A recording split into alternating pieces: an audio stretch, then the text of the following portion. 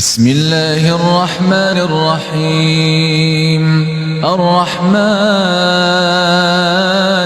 علم القرآن، خلق الإنسان علمه البيان. الشمس والقمر بحسبان، والنجم والشجر يسجدان.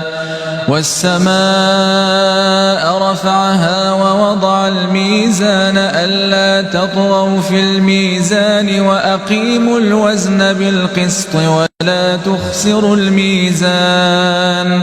والأرض وضعها للأنام فيها فاكهة والنخل ذات الأكمام والحب ذو العصف والريحان.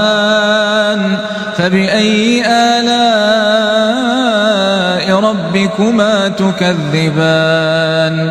خلق الإنسان من صلصال كالفخار، وخلق الجان